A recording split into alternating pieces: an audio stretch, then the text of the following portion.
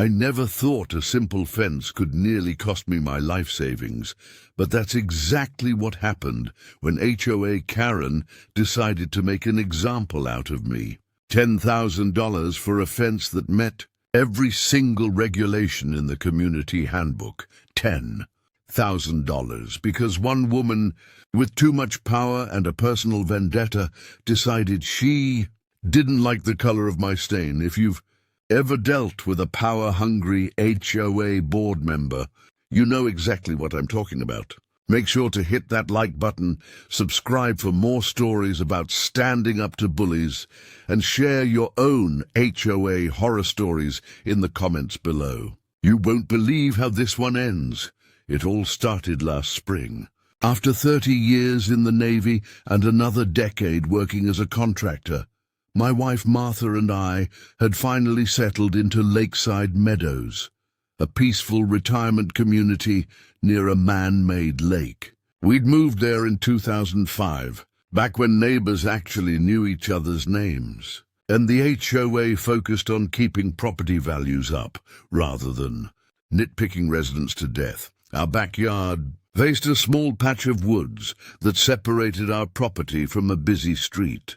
For years, we'd talked about putting up a fence, something simple, just to give our grandkids a safe place to play when they visited and to block some of the road noise.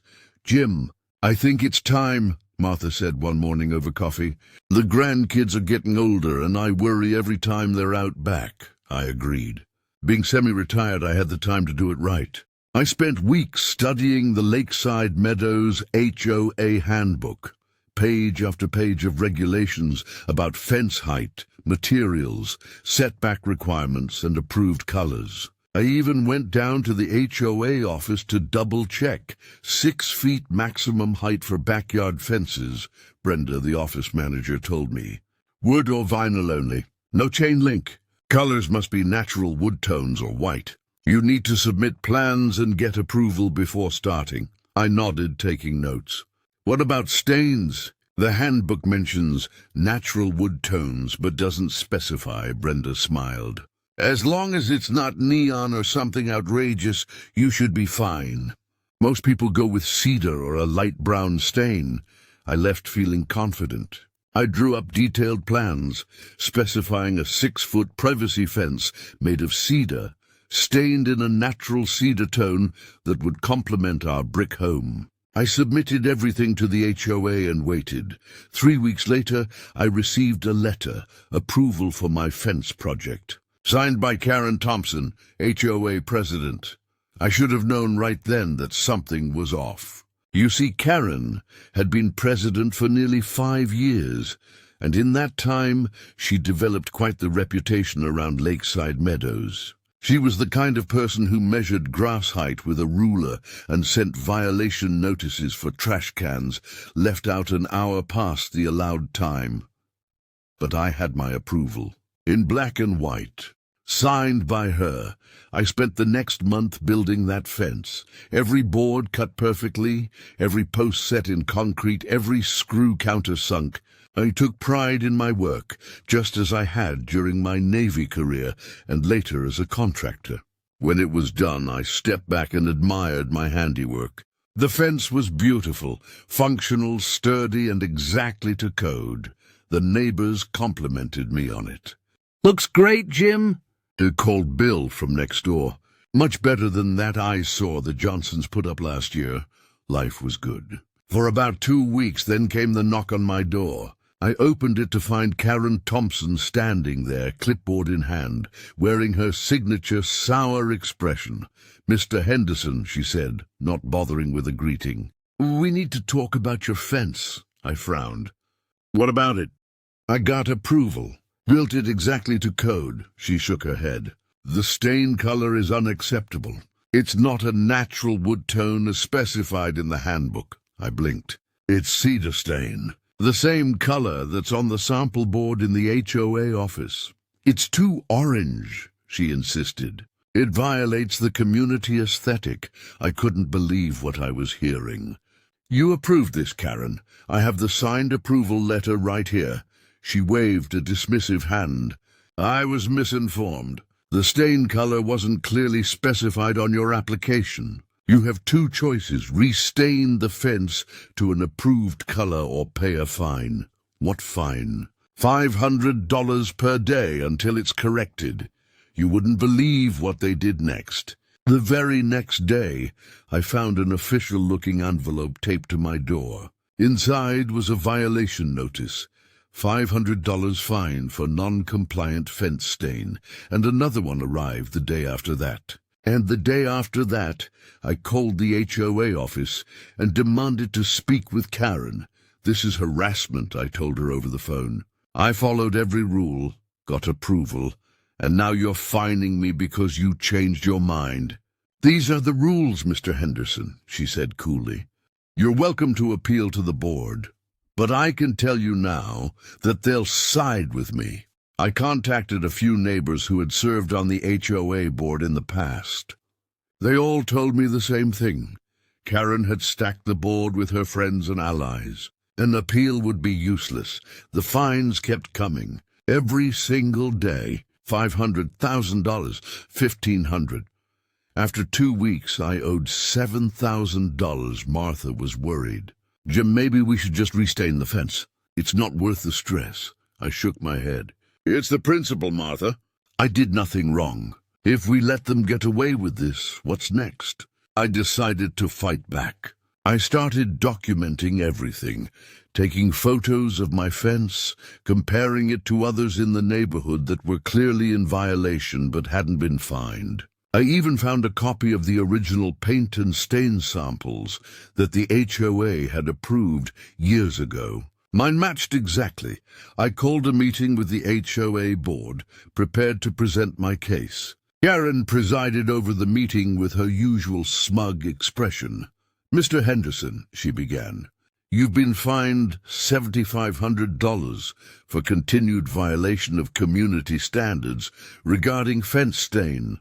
Do you have anything to say for yourself? I laid out my evidence, the approval letter, the photos, the stain samples. I pointed out at least 3 other fences in the community that were stained in colors far more orange than mine, yet had never been cited. The board members shifted uncomfortably. One of them, a man named Dave, who had always seemed reasonable, spoke up. Jim has a point. The stain does appear to match the approved samples. And we did approve his application. Karen's face turned red. The approval was granted in error. The fence is still in violation. After some discussion, the board made me an offer. They would stop the daily fines if I paid the $7,500 I already owed and agreed to restain the fence within 30 days. It wasn't fair, but it was better than the fines continuing to accumulate. Against my better judgment, I agreed. We shook hands on it, and I left feeling frustrated but relieved that it was over. If this HOA sounds unbelievable already, make sure to hit subscribe. You don't want to miss how this ends. I should have known it was too good to be true. A week later, I received another notice in the mail. This one wasn't a violation, but a lien against my property for $10,000. The letter stated that the fines had continued to accumulate despite our agreement, and that the HOA was now placing a lien on my home. I was furious. I called Karen immediately. What is the meaning of this? I demanded. We had an agreement. Verbal agreements aren't binding, Mr. Henderson, she said sweetly. The board voted to continue the fines. You owe $10,000 and we've placed a lien until it's paid. You can't do this. This is extortion. Call it what you like, she replied. Pay the fine, restain the fence, and the lien will be removed. I hung up the phone, my hands shaking with anger. This was war. That evening, my son Michael came over for dinner. He's a property rights attorney downtown, and when I told him what was happening, he got a look in his eye that I recognized from his childhood, the same look he got when someone wronged him on the playground. Dad, this is illegal, he said, pulling out his phone. HOAs can't just place liens without due process. And they certainly can't fine you for something they already approved. He offered to help me fight back, and I gladly accepted. Over the next few weeks, we gathered more evidence, statements from neighbors, records of other violations that Karen had ignored, and documentation of her own property violations. You wouldn't believe what we found. Karen's own house had at least 3 violations: a shed that was too tall, a fence that was too close to the property line, and an unapproved satellite dish. But somehow, none of these had ever been cited. We also discovered that Karen had been using HOA funds for personal expenses, landscaping at her home, renovations to her kitchen, even a family vacation to Hawaii, billed as a board retreat. With Michael's help, I filed a formal complaint with the state's HOA Oversight Board and requested a special meeting of the homeowners to address the corruption in our association. The night of the meeting, the community center was packed. Every seat was filled, and people were standing in the aisles. Karen sat at the front table with her board members, looking confident and unbothered. When it was my turn to speak, I laid everything out. The fines, the lien, the selective enforcement, the misuse of funds. Michael presented photos and documents as evidence. The room was silent as Karen's face grew redder and redder. These are outrageous lies. She finally shouted, standing up. Mr. Henderson is in violation of community. But then something unexpected happened. Martha stood up. I'd like to say something, she said, her voice shaking but determined. My husband is a good man, a Navy veteran who spent 30 years serving this country. He built that fence with his own hands, following every single rule in the handbook. He got approval in writing, and now he's being fined $10,000 because Karen Thompson doesn't like the color. The room erupted in applause and shouts of support. One by one, other homeowners stood up to share their own experiences with Karen's tyranny.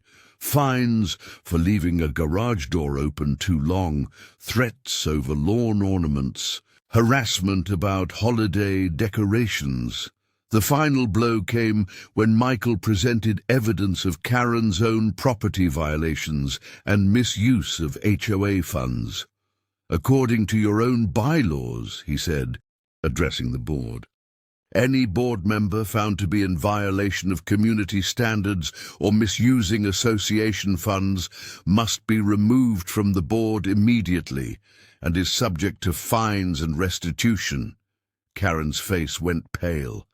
She looked around at the angry crowd, then at her fellow board members, who were now staring at her with betrayal and anger. The vote was unanimous. Karen was removed from the board, effective immediately. The fines against me were voided, and the lien was removed. Karen was ordered to repay the misused funds and fined for her own property violations. But the best part, the community voted to establish a new, more reasonable board with term limits and a transparent appeals process. They even created a committee to review and update the community standards to be more fair and less subjective.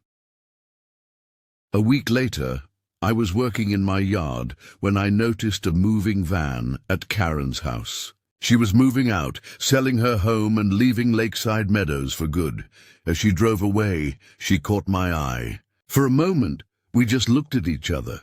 Then she gave a slight, almost imperceptible nod before turning away.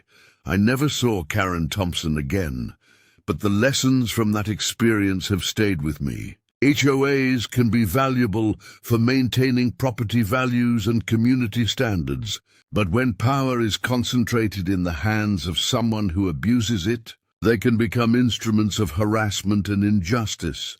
My fence still stands, unchanged, a symbol of standing up for what's right even when it's difficult. And Lakeside Meadows has become a better place for it, with neighbors looking out for each other instead of looking for violations. If you're dealing with a similar situation, remember that you have rights. Document everything, know your community's bylaws, and don't be afraid to stand up for yourself. Sometimes justice requires a fight, but it's always worth it in the end. Thanks for listening to my story. If you faced your own HOA battles, share them in the comments below. And don't forget to like and subscribe for more stories about everyday people standing up to injustice. Until next time, this is Jim Henderson, reminding you that the price of freedom is eternal vigilance, even in your own backyard.